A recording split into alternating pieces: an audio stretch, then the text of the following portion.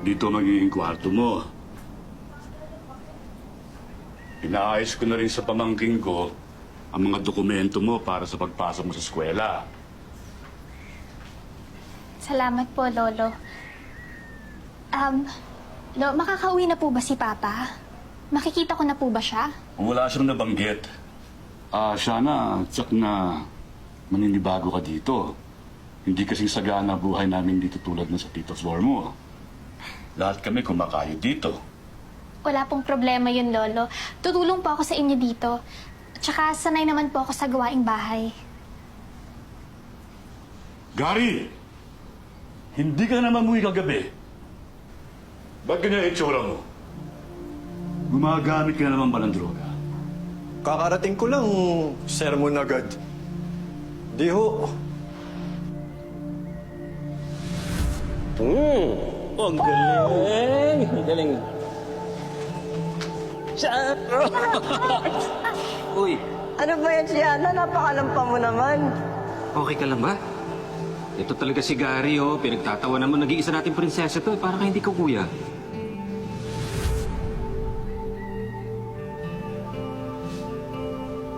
Lo, sino siya? Anong sino? Eh di kapatid mo, si Shana. Kuya, hindi mo pa rin ba ako nakikilala? Sobrang na-miss ko po kayo.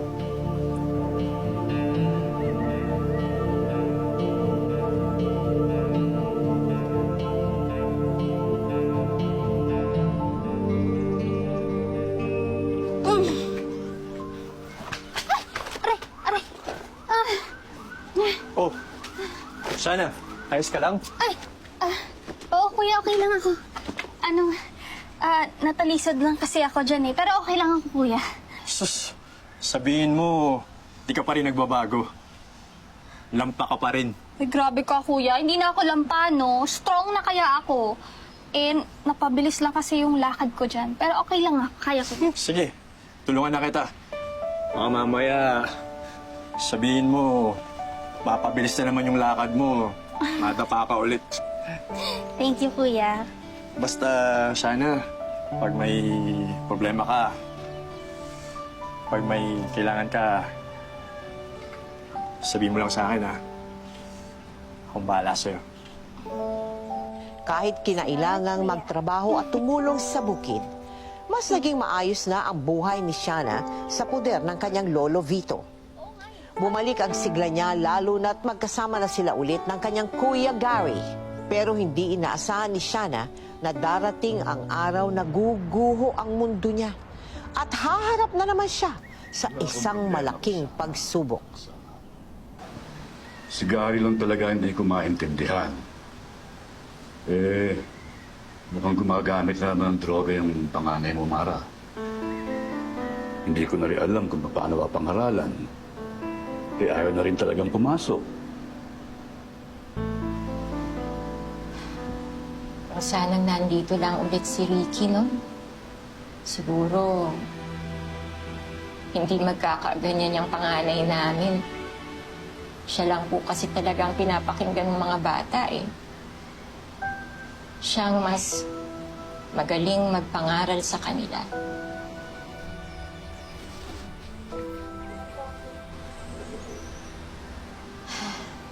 Si Shana, kahit masayahing bata yan, alam ko. Alam ko nalulungkot pa rin siya dahil, yun nga, hindi pa rin nagpapakita si Ricky. Mag-aalim na taon na pala. Wala naman ho siyang ibang ginusto kundi ang makasama niya ulit ang papa niya. Wala namang mangyayari sa paghihintay niya. Walang kasiguraduhan kung kailan uuwi si Ricky. Ang iba niyang sabi sa akin ay hindi doon niya maiwan yung kanyang pamilya sa Malaysia.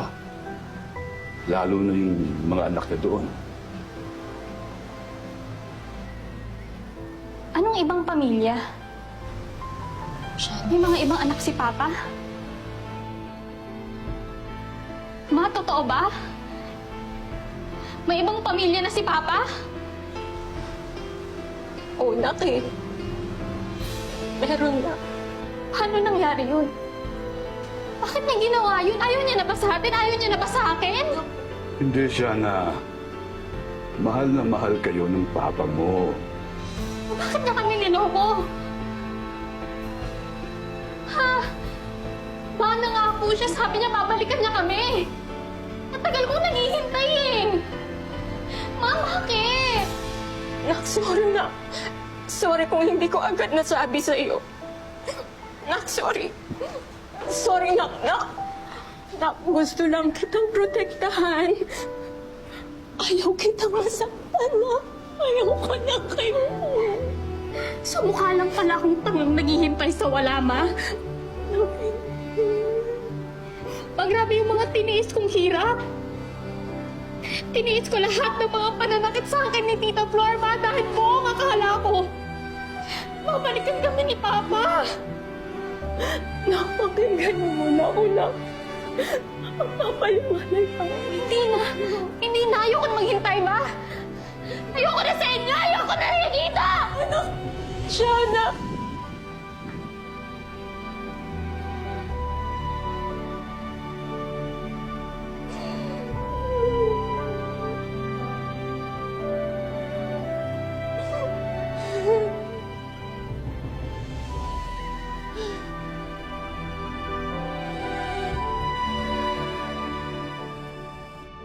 Anak, alam kong napakalaki ng pagkukulang ko sa'yo.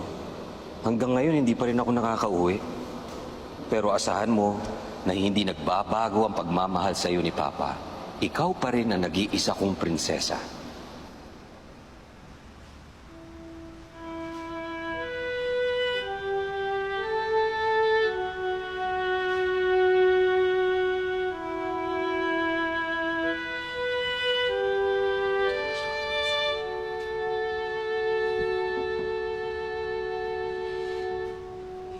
Shana?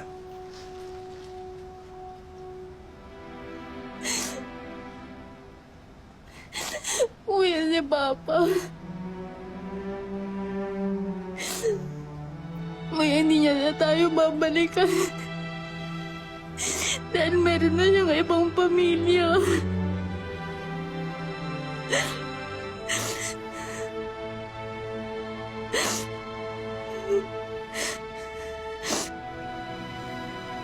Shana, huwag mong isipin yan. Nandito pa ako. Aalagaan kita. Kasama mo ko. Kaya, tahan na.